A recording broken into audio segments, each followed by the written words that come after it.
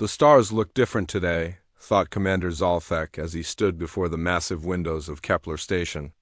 The dying red sun in the distance cast an orange glow across the metal corridors where 3,000 Veltar refugees had built their new home. 2 years had passed since they fled their burning homeworld. 2 years since the Zephyrian Empire turned their cities to ash and their people into slaves. Zalthek remembered the day they arrived at this forgotten mining station in the Outer Rim. The human-built facility was old and worn, but it offered something precious that money could not buy: safety. The Galactic Federation had promised them protection here, far from the Empire's reach. They had believed those promises. The station hummed with quiet activity as the morning shift began. Veltar families moved through the corridors, their children playing games that reminded them of home. The mining crews prepared for another day of crystal extraction from the asteroid belt. Engineers worked on expanding the living quarters. Life had found a way to continue, even after so much loss. Lt. Morden rushed into the command center, his large amber eyes wide with terror. His normally calm voice shook as he spoke. "Sir, long-range sensors are detecting a massive fleet approaching our position." Zalthek felt his blood turn to ice. He had dreaded this moment for 2 years, knowing it would come eventually. The Empire never forgot. The Empire never forgave. How many ships? He asked, though he already feared the answer. 73 vessels confirmed, sir. 4 dreadnoughts, 12 heavy cruisers, 27 destroyers, and 30 fighters. All bearing Zephyrian Empire signatures. The numbers hit Zalthek like physical blows. Kepler Station's defenses consisted of 12 aging defense platforms and 6 patrol ships. The math was simple and brutal. They had no chance. "Send a distress signal to the Federation immediately," Zalthek ordered. "Emergency frequency, maximum power. Tell them we need immediate assistance." Morden's fingers flew over his console. "Signal sent, sir. But the nearest Federation fleet is 18 hours away." 18 hours? The Zephyrian fleet would arrive in 6. The warning klaxons began to wail throughout the station. Families stopped their morning routines and looked up at the speakers with growing fear. Parents gathered their children close. Workers abandoned their posts and hurried to the emergency shelters. Everyone knew what those alarms meant. Admiral Kethver stood on the bridge of his flagship, watching the pathetic human-built station grow larger on his viewscreen. His reptilian features showed satisfaction as he studied the tactical display. The refugees had nowhere to run this time. No Federation fleet would arrive in time to save them. "Admiral," his communications officer reported, "we are receiving transmissions from the station. They are requesting terms for surrender." Kethver's laugh was cold and harsh. "Open a channel. Let me speak to whoever commands that place." Commander Zalthek appeared on the holographic display, his dignity intact despite the desperate situation. Kethver had hunted these refugees across half the galaxy. Now he would finish what he started on their homeworld. "Commander Zalthek," Kethver hissed, his voice carrying the authority of absolute power. "You have led me on quite a chase, but it ends here. You have 6 hours to prepare your people for surrender. After that, I will demonstrate why fleeing the Empire was a mistake." "Admiral," Zalthek replied with surprising calm, "these people are under Federation protection. Any attack on this station would be an act of war." "The Federation is not here," Kethver said. "I am. You have 6 hours. Use them wisely." The hologram flickered off, leaving the command center in stunned silence. Around the station, the defense platforms powered up their weapon systems. The patrol ships moved into defensive positions. Everyone knew it was hopeless, but they would not surrender without a fight. Captain Jake Morrison commanded the station's small defense fleet from the bridge of the patrol ship Defender. His mixed crew of Federation species worked frantically at their stations as enemy fighters began launching from the Zephyrian carriers. "Sir," his helmsman Vextel called out, "enemy fighters are forming attack groups. They will be in weapon range in 20 minutes. Morrison studied the tactical display. The Zephyrian fleet had taken a standard attack formation with the fighters moving ahead to clear the way for the capital ships. It was textbook Imperial strategy, designed to overwhelm defenses through sheer numbers. "All ships, this is Morrison," he broadcast to the small defense fleet. "We stick to the plan. Use the platform crossfire to our advantage, make every shot count." The first wave of Zephyrian fighters screamed through space toward Kepler Station like a swarm of metallic locusts. Their sleek hulls gleamed in the light of the dying sun as they accelerated to attack speed. Each fighter carried enough firepower to level a city block. The defense platforms opened fire first, their plasma cannons painting the void with brilliant streaks of energy. The fighters scattered and weaved through the defensive fire, their pilots skilled and experienced. Several fighters exploded in balls of flame, but more kept coming. Morrison's patrol ships joined the battle, their lighter weapons adding to the defensive fire. The Defender shook as enemy plasma bolts struck her shields. Sparks flew from damaged consoles as the crew fought to keep their systems online. "Direct hit on Defense Platform 7, Vextel reported. "She's lost main power." Through the viewscreen, Morrison watched as the defense platform went dark and began to drift. One by one, the station's defenses were being picked apart. The Zephyrian fighters were too fast, too numerous, and too skilled. In the station's command center, Zalfek watched the tactical display with growing despair. 8 of the 12 defense platforms had been destroyed. 3 of the 6 patrol ships were nothing but floating debris. The Zephyrians had not even deployed their capital ships yet. "Sir," Communications Officer Lenara called out, "we are receiving." Another message from the Zephyrian flagship. Admiral Kethver's image appeared again, his cold eyes showing no mercy. "Commander, your defenses have been neutralized. You have 2 choices now. Surrender and face slavery, or continue this futile resistance and watch your people die. You have 30 minutes to decide." The hologram disappeared, leaving behind only the sound of alarms and the distant explosions of the ongoing battle.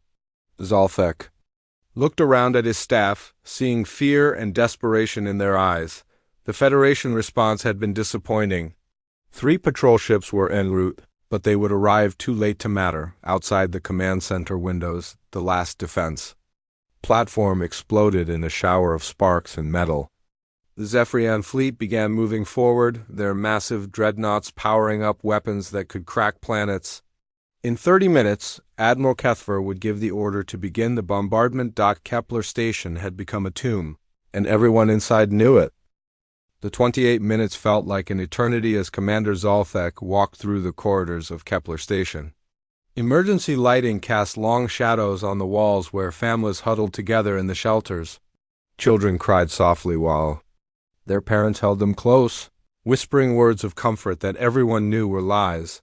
Zalfek entered the emergency assembly chamber where the civilian council waited.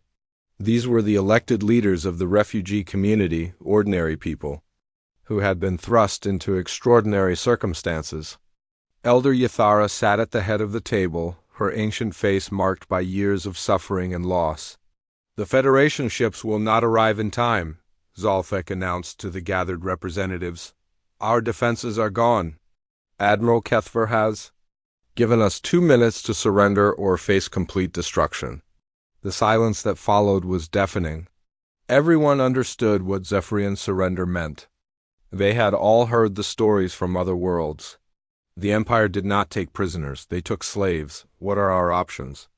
asked Council Member Drentel, a former teacher who now helped run the station's schools.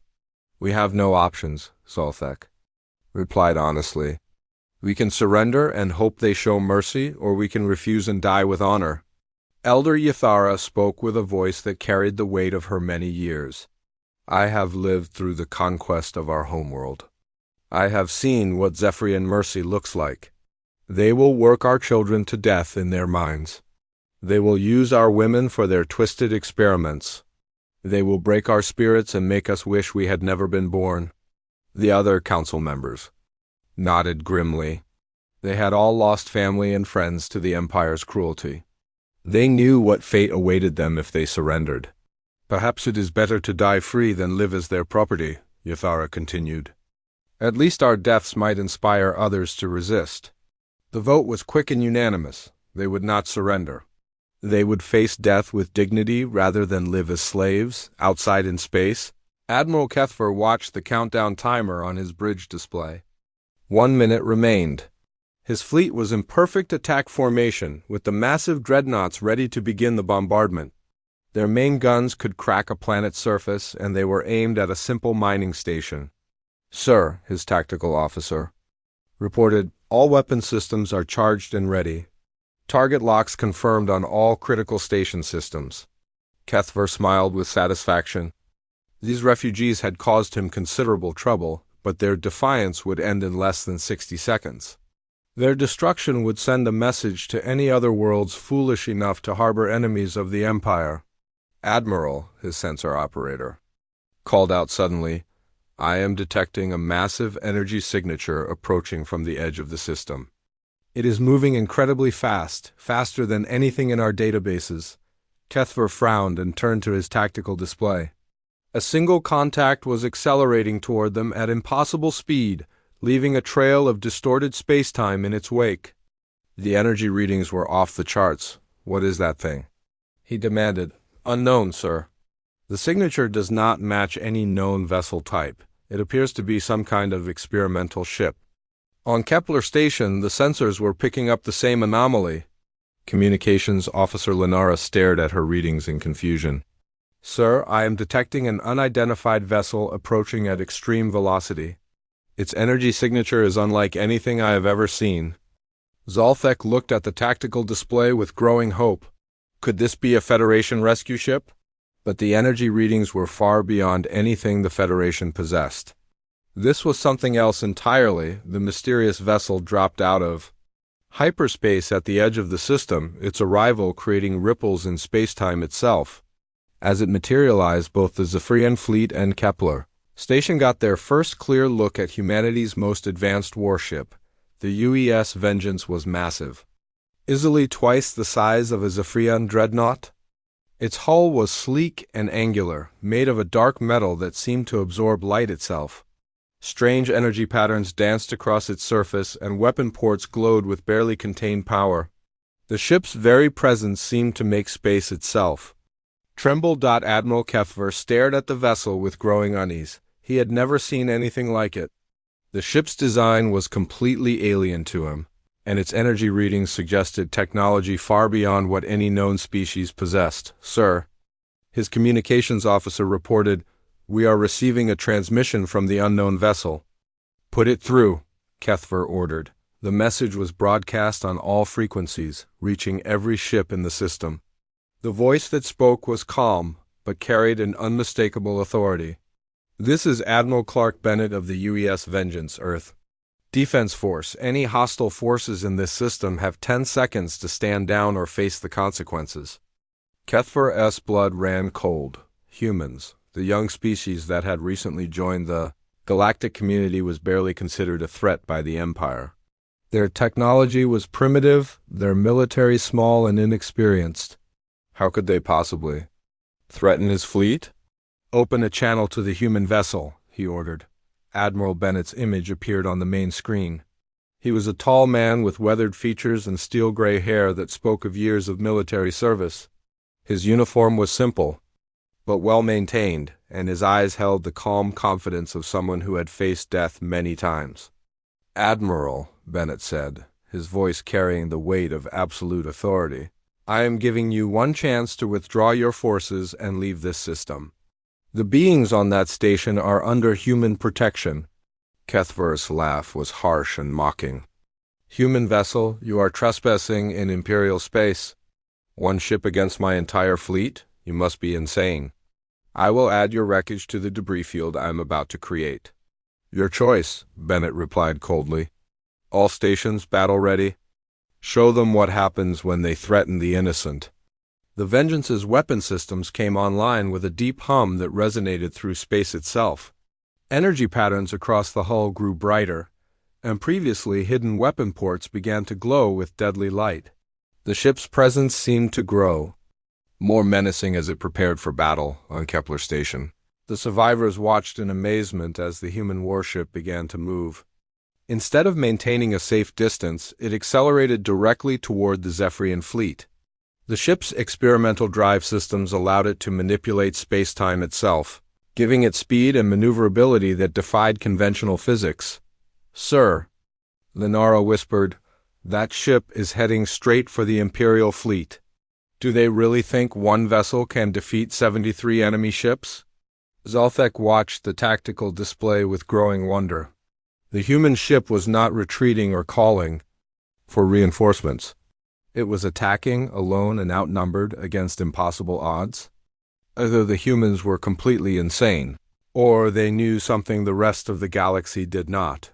Admiral Kethver studied the approaching vessel with growing unease. The ship's energy readings were still climbing, and its weapon systems were unlike anything in the Imperial databases. For the first time in his military career, he felt a touch of uncertainty. "All ships," he ordered, "prepare for battle. Target the human vessel and destroy it quickly." The Zephyrian fleet moved into attack. Formation, their weapons charging and targeting systems locking on to the lone human ship. 73 vessels against one. The odds were overwhelming, but as the UES Vengeance continued its steady approach, something in the way it moved suggested that Admiral Bennett and his crew were not concerned about the odds. They had come to save the refugees of Kepler Station, and nothing in the galaxy would stop them from completing their mission. The battle began with a sound that no one expected. Silence. Space had no air to carry the roar of engines or the thunder of weapons. Yet somehow the approaching conflict felt loud in the minds of everyone watching. The U's Vengeance moved through the void like a predator stalking its prey, its dark hull seeming to drink in the light of distant stars. Admiral Kethver stood on the bridge of his flagship, the destroyer of worlds, watching the lone human vessel approach his massive fleet. His tactical display showed the overwhelming advantage he possessed. 73 ships against one. 4 dreadnoughts, each capable of destroying entire worlds against a single unknown vessel. The math was simple and the outcome certain. "All ships, attack formation Beta," he commanded. "Concentrate fire on the human vessel. I want it destroyed quickly and completely." The Zephyrian fleet moved with practiced precision, their ships taking positions that would allow them to bring maximum firepower to bear on the Vengeance. Fighters launched from carrier bays, their pilots eager to claim the honor of destroying this arrogant human ship. On Kepler Station, Commander Zalthek watched the tactical display with a mixture of hope and dread. The human ship was outnumbered beyond any reasonable hope of victory, yet it continued its steady approach without hesitation. Either the humans possessed technology far beyond what the galaxy knew, or they were about to die in a heroic but pointless gesture. "Sir," Communications Officer Lenara called out, "we are receiving a message from the human vessel. It is addressed to our civilian population." Admiral Bennett's voice came through the station's communication system, calm and reassuring despite the impossible odds he faced. "People of Kepler Station, this is Admiral Bennett of the Earth Defense Force. We know you have suffered greatly, and we know you have lost hope, but you are not alone. Humanity stands with those who cannot defend themselves. We will not let you fall." The words echoed through the station's corridors where thousands of refugees huddled in emergency shelters. Children stopped crying to listen to the strange human voice. Adults looked up from their prayers with tears in their eyes. For the first time in hours, some dared to hope. The first exchange of fire came when the Zephyrian fighters closed to weapons range. Their plasma cannons opened up on the Vengeance, sending streams of superheated energy racing across space. The bolts struck the human ship's shields and simply vanished, absorbed by some form of defensive technology the Zephyrians had never encountered. "Direct hits confirmed," reported Kethver as tactical officer. "But sir, there is no damage to the enemy vessel. Their shields are absorbing our weapons fire completely." Kethver's eyes narrowed. "Impossible. No shield technology is that effective. Increase power to all weapons and continue firing." The fighter attack intensified, with 30 Zephyrian fighters pouring everything they had into the human ship. Plasma bolts, particle beams, and antimatter missiles struck the Vengeance's defenses. In a continuous barrage, the space around the human vessel lit up like a star as the shields absorbed and redirected the incoming fire, but the Vengeance was not content to simply defend. Its first response was swift and devastating. Point defense turrets emerged from hidden positions along the hull, their tracking systems locking onto the attacking fighters with inhuman precision. The weapons that fired were unlike anything the Zephyrians had seen. Instead of energy beams or missiles, they launched streams of metal projectiles. Accelerated to incredible speeds, the effect was immediate and terrifying. Zephyrian fighters began exploding in rapid succession as the railgun projectiles tore through their hulls like paper. The pilots had no time to react, no chance to evade. One moment they were attacking, the next they were expanding clouds of debris. "Sir," the tactical officer's voice was strained, "we have lost 18 fighters in less than 30 seconds. The human point defenses are incredibly effective." Kethver watched his fighters die with growing alarm. His pilots were the best in the Imperial fleet, flying the most advanced fighters the Empire could build. They should not be falling so easily to a single enemy vessel. "All capital ships, open fire immediately," he ordered. "I want that human ship destroyed now." The Zephyrian dreadnoughts and cruisers opened up with their main guns, filling space with massive bolts of plasma and particle beams. The combined firepower of the fleet was enough to sterilize entire planets. All focused on the single human vessel. The Vengeance disappeared inside a ball of brilliant energy as the weapons struck home. For a moment, the Zephyrians thought they had won. No ship could survive that level of concentrated firepower. But as the energy dispersed, the human vessel emerged completely unharmed. "Impossible," Kethver whispered. "No ship can withstand that much firepower." The human ship's response was swift and terrible. Weapon ports along its hull began to glow with an ominous light. Then the Vengeance opened fire with weapons that defied everything the Zephyrians thought they knew about physics. The main guns fired projectiles that seemed to bend space around them as they traveled.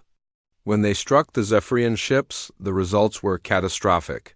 Shields that had protected Imperial vessels for centuries simply collapsed.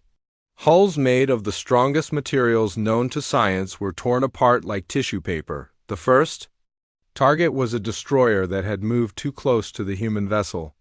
The railgun projectile struck amidships and passed completely through the ship, leaving a hole large enough to fly a fighter through. The destroyer broke apart, its crew having no time to escape, but the real horror came from the Vengeance's secondary weapons. Energy beams lanced out from the human ship, and wherever they touched, Zephyrian vessels simply ceased to exist. The weapons didn't just destroy matter, they seemed to unravel the very atoms that composed it. Ships struck by these beams didn't explode. They simply vanished, leaving behind only empty space. "Sir," the tactical officer's voice was barely a whisper, "we have lost 12 ships in the last minute. The human weapons are beyond anything we have ever encountered." Kethver stared at the tactical display in disbelief. His fleet, the pride of the Imperial Navy, was being torn apart by a single enemy vessel. Ships that had conquered dozens of worlds were being destroyed faster than his sensors could track. On Kepler Station, the survivors watched the battle with amazement and growing hope. The human ship was not just surviving against impossible odds, it was winning.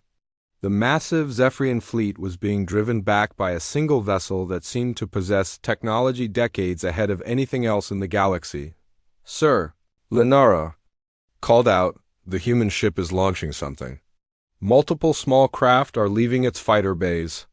Instead of conventional fighters, the Vengeance deployed a squadron of unmanned drones. These craft moved with precision no biological pilot could match, their quantum computers calculating attack patterns and defensive maneuvers faster than thought itself.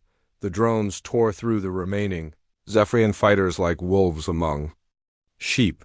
Their weapons were smaller versions of the Vengeance's railguns, but no less effective. Fighter after fighter exploded under the precise fire of the human drones. Within minutes, the Zephyrian fighter force was completely destroyed. The drones reformed into attack formations and began targeting the larger ships, their coordinated attacks overwhelming the Imperial vessel's defenses. Admiral Kethver realized with growing horror that his fleet was not just losing, it was being annihilated. The human ship had demonstrated technology so far beyond the Empire's capabilities that resistance seemed pointless, yet his pride would not allow him to admit defeat. All ships, full retreat, he finally ordered. Fall back to the system's edge immediately. The surviving Zephyrian vessels turned and fled, their proud formation dissolving into chaos as they scrambled to escape the human ship's devastating weapons. Nearly half the fleet had been destroyed, and the survivors were in full retreat. The UES Vengeance did not pursue. It simply hung in space, its weapons still glowing with barely contained power, watching the Imperial fleet flee like scared children. The message was clear: humanity had arrived, and the galaxy would never be the same. The silence that followed the Zephyrian retreat was more profound than any sound could have been. Admiral Kethver's flagship limped away from the battlefield, its hull breached and systems failing. Behind him, the debris of 37 Imperial vessels drifted through space like a graveyard of broken dreams and shattered pride on the bridge of the UES Vengeance. Admiral Clark Bennett stood calmly before the main viewscreen, watching the enemy fleet disappear into hyperspace. His weathered face showed no satisfaction at the victory, only the quiet determination of a man who had done what needed to be done. Around him, his crew worked with professional efficiency, their movements precise and practiced. Damage report. Bennett ordered his executive officer, Commander Lisa Hayes, consulted her displays, her steel-gray eyes reflecting the soft glow of the tactical screens. No damage to report, sir. Shields held at 97% throughout the engagement. All weapon systems operating normally. Bennett nodded. The Vengeance had been designed for exactly this kind of situation. Humanity had learned harsh lessons during their early encounters with hostile alien species. They had vowed never again to be caught unprepared or outgunned. The result was a new generation of warships that could stand against any threat the galaxy might present. Sir, Communications Officer Danny Rogers called out, "We are receiving multiple transmissions from Kepler Station. They are requesting permission to speak with you directly." "Put them through," Bennett replied. Commander Zalthek appeared on the main screen, his alien features showing a mixture of awe and disbelief. Behind him, the command center of Kepler Station buzzed with activity as the survivors tried to process what they had just witnessed. "Admiral Bennett," Zalthek began, his voice heavy with emotion, "I do not have words adequate to express our gratitude. Your ship has saved 3,000 lives today. We are in your debt." Bennett's expression softened slightly. "Commander, no debt exists between those who defend freedom and those who seek it. We came because it was the right thing to do. Nothing more is needed." "But how?" Zalthek asked. "How did one ship defeat an entire Imperial fleet? The technology you displayed is beyond anything we have ever seen." Bennett considered his answer carefully. The truth was classified at the highest levels of Earth's government, but these people deserve some explanation after what they had endured. Humanity has been preparing for this day for a long time, Commander. We learned early that the galaxy can be a dangerous place. We chose to be ready. What Bennett did not say was that humanity's rapid technological advancement had come at a terrible cost. The first human colonies beyond Earth had been destroyed by aggressive alien species who saw humans as weak and primitive. Entire worlds had been lost, millions of lives snuffed out before humanity could mount an effective defense. The survivors had vowed that it would never happen again. The secret research facilities on Mars and Europa had worked for decades to develop weapons and defenses that could protect human space. Scientists had studied captured alien technology, reverse-engineered ancient artifacts found in dead civilizations, and pushed the boundaries of physics itself. The result was a generation of ships like the Vengeance, vessels that could stand against any threat. "Admiral," Zalthek continued, "our station has suffered significant damage. Many of our people are injured, and our life support systems are failing. We have nowhere else to go." Bennett turned to his operations officer. Commander Park, deploy emergency repair teams to the station immediately. Medical teams as well. I want a full damage assessment within the hour. Sir, Park replied. Repair teams are already standing by. Should we begin evacuation procedures as well? Negative. We repair the station and help these people rebuild their lives. That is what we came here to do. The next few hours saw a level of cooperation that surprised everyone involved. Human engineers worked alongside Veltar technicians to restore the station's critical systems. Medical teams treated the injured with equipment and techniques that seemed miraculous to the refugees. Supply shuttles delivered food, medicine, and replacement parts from the Vengeance's seemingly endless stores. Dr. Susan Miller, the Vengeance's chief medical officer, worked tirelessly in the station's makeshift hospital. She had seen the results of Zephyrian brutality on other worlds, and she was determined to help these survivors heal both physically and emotionally. The physical injuries are manageable, she reported to Bennett during their evening briefing. But the psychological trauma runs deep. These people have lost everything. They need time to believe they are truly safe. Bennett understood. He had seen similar trauma in human refugees from the early alien attacks. Do what you can, Doctor. We will stay as long as necessary. Meanwhile, Chief Engineer Tommy Watson supervised the repairs to the station's power grid and life support systems. The Veltar engineers were skilled and dedicated, but their technology was decades behind human standards. Watson's teams worked patiently to upgrade the station's systems without overwhelming their new allies. The station's structural integrity is sound, Watson reported, but their power distribution network is inefficient. With your permission, sir, I would like to install some of our newer fusion reactors. It would give them reliable power for decades to come. Approved, Bennett said. But make sure the Veltar understand how to maintain the systems. We will not always be here to help. As word of the battle spread through the galaxy, reactions varied widely. In the halls of the Galactic Federation, officials struggled to understand how a single human vessel had defeated an entire Imperial fleet. Some called it impossible. Others whispered that humanity had been hiding their true capabilities for years. The Zephyrian Empire's response was swift and predictable. Admiral Kethver was stripped of his command and imprisoned. The Emperor himself declared that humanity had committed an act of war by interfering with Imperial operations. Battle fleets were mobilized and sent toward human space, but other species reacted differently. The Andorians, who had been fighting a losing war against Zephyrian expansion, sent secret messages to Earth requesting military assistance. The Centauri Republic, long neutral in galactic conflicts, began reaching out to human diplomats about possible alliances. On Kepler Station, the refugees slowly began to believe that their nightmare was truly over. Children ventured out of the shelters to watch the human engineers work. Adults began talking about the future instead of just surviving the present. Hope, that most fragile of emotions, began to take root again. Elder Yathara found Admiral Bennett in the station's observation lounge, watching the repairs through the massive windows. The old Veltar woman moved slowly, her age and the stress of recent events weighing heavily on her frail frame. Admiral, she said quietly, I have lived through the destruction of my homeworld and the deaths of most of my people. I thought I had seen the worst that the galaxy could offer. But today you showed me that there is still good in the universe. Bennett turned to face her, his expression thoughtful. Elder, what we did today was not special. It was simply what any decent species would do when faced with injustice. Perhaps, Yathara replied, but in my experience, decency is far rarer than most people believe.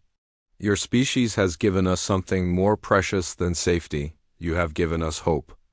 As the repairs continued through the night, the UES Vengeance stood guard over Kepler Station like a protective giant.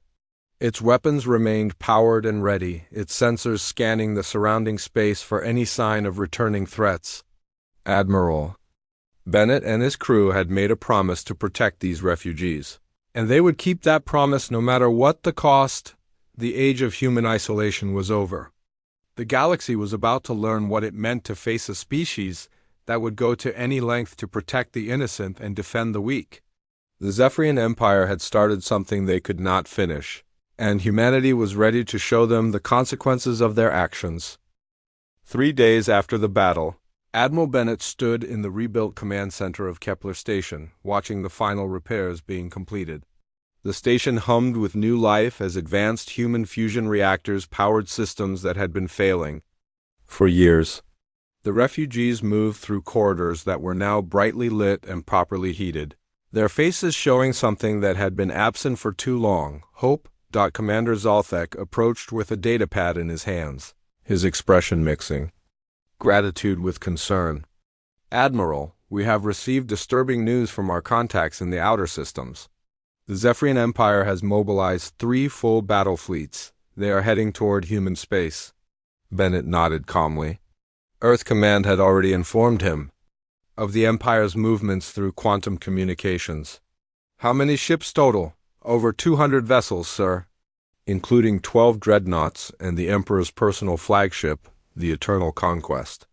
They are calling it the largest military force ever assembled by the Empire. Bennett's weathered face showed no concern. Commander, the Empire made a choice when they decided to attack innocent refugees. Now they will face the consequences of that choice. What Zalthek did not know was that the UES vengeance was not alone. Hidden throughout human space were dozens of similar vessels, each one a technological marvel that represented humanity's determination to never again be caught defenseless. The Zephyrian Empire was about to discover that threatening humanity's friends was a fatal mistake. Dr. Susan Miller joined them, her medical uniform replaced by a tactical vest as she prepared for possible combat. Admiral, the injured refugees are stable and ready for transport if necessary. Should we begin evacuation procedures? Negative, Doctor. We stay and we fight? These people have been driven from their homes too many times already. The first sign of the approaching Imperial fleet came from the long-range sensors. 3 massive formations of ships dropped out of hyperspace at the system's edge, their combined mass creating gravitational distortions that registered on every sensor in the system. The Zephyrian Empire had come in force, determined to crush humanity's first act of defiance. Emperor Vexthane himself commanded the fleet from his flagship, a massive vessel that dwarfed even the largest dreadnoughts. The Emperor was ancient even by Zephyrian standards, his scaled hide bearing the scars of 1,000 battles. He had built his empire through violence and intimidation, and no upstart species would be allowed to challenge his authority. Status report, the Emperor commanded as his fleet moved into attack formation. Sir, his tactical officer reported, we have the human vessel surrounded. Long-range scans confirm it is the same ship that destroyed Admiral Kethvar's fleet. It appears to be alone. The Emperor's laugh was cold and cruel. 1 ship against 200. The humans are either brave or stupid. It matters little. Begin the attack. But as the Imperial fleet closed in, something unexpected happened. Space itself seemed to shimmer around Kepler Station, and suddenly the single human vessel was no longer alone. Ships materialized from hyperspace. As if conjured from nothing, their dark hulls gleaming with barely contained power, the UES Defiance, the UES Retribution, the UES Guardian, and 20 other vessels of similar design took positions around the station. Each ship was a technological masterpiece, armed with weapons that could reshape the battlefield itself. The trap was sprung. Admiral Bennett's voice carried across all frequencies as he addressed the Imperial fleet.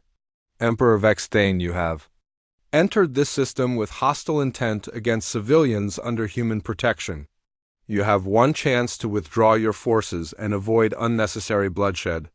The Emperor's image appeared on screens throughout the human fleet, his reptilian features twisted with rage. Humans, you dare to threaten the might of the Empire? I have ruled this galaxy for 3 centuries. I will not be lectured by primitives who have barely learned to leave their own world. Your choice, Bennett replied. All ships, weapons free. Show them what happens when tyranny meets justice. The battle that followed would be remembered as the moment when the balance of power in the galaxy shifted forever. The Zephyrian Empire had brought overwhelming numbers, but humanity had brought something far more dangerous. Technology that bordered on the miraculous, tactics that had never been seen before, and a determination to protect the innocent that burned brighter than any star. The human ships moved with perfect coordination, their quantum computers allowing them to fight as a single organism. They did not spread out to engage the enemy fleet across a wide area. Instead, they concentrated their firepower on specific targets, overwhelming defenses through sheer technological superiority. The first Imperial dreadnought died within minutes of the battle's start. Human railguns fired projectiles that punched through its shields and armor as if they were made of paper. The massive vessel broke apart in a series of explosions that lit up the void like a dying star, but the real terror came from humanity's new weapons. Quantum disruptor beams reached out from the human ships, and wherever they touched, Imperial vessels simply ceased to exist. The weapons did not destroy matter in the conventional sense. They unraveled the quantum bonds that held atoms together, reducing proud warships to their component particles. "Sir," the Emperor's tactical officer called out in panic, "we have lost 30 ships in the first 10 minutes. The human weapons are beyond anything we have ever encountered." Emperor Vexthane watched his fleet die with growing horror. Ships that had conquered 100 worlds were being destroyed faster than his computers could track. The humans were not just winning, they were demonstrating a level of technological advancement that made the Empire's forces look primitive by comparison. "All ships, concentrate fire on the lead human vessel," he ordered desperately. "Bring it down at any cost." The surviving Imperial ships focused their weapons on the UES Vengeance, pouring everything they had into the human flagship. Plasma bolts, particle beams, and antimatter missiles struck the ship's shields in a continuous barrage. The space around the Vengeance lit up like a miniature sun as the defenses absorbed the incoming fire, but the human ship emerged from the attack completely unharmed. Its shields had not even been strained by the Empire's most powerful weapons. In response, the Vengeance fired a single shot from its main gun. The projectile struck the Imperial flagship amidships, passing completely through the massive vessel and leaving a hole large enough to fly a cruiser through. The Eternal Conquest began to break apart, its hull unable to withstand the catastrophic damage. Emergency bulkheads sealed automatically, but the ship was doomed. Emperor Vexthane, the tyrant who had ruled through fear for 3 centuries, found himself trapped on a dying vessel with nowhere to run. "Sir," his communications officer called out, "the human admiral is requesting to speak with you." Admiral Bennett's image appeared on the bridge of the dying flagship. His expression was calm and professional, showing no satisfaction at the Emperor's fate. "Emperor, your ship is finished and your fleet is broken. Surrender now, and your surviving crews will be treated according to galactic law." The Emperor's pride would not allow him to surrender to beings he considered inferior. "I will never bow to humans," he snarled. "The Empire will continue without me. Others will take my place." "Perhaps," Bennett replied, "but they will remember what happened here today. The age of unopposed tyranny is over." The Eternal Conquest exploded in a ball of fire that could be seen from neighboring star systems. With their Emperor dead and their fleet shattered, the surviving Imperial ships fled in panic. The mighty Zephyrian Empire, which had terrorized the galaxy for centuries, had been broken by a single human battle group. On Kepler Station, the refugees watched the battle's end with tears of joy. The nightmare that had haunted them for years was finally over. The humans had not just saved them, they had eliminated the threat that had driven them from their homes. "Commander." Zalthek stood beside Admiral Bennett in the station's observation lounge, watching the human fleet form up for the journey home. "Admiral, what happens now? Will humanity take the Empire's place as the dominant power in the galaxy?" Bennett considered the question carefully.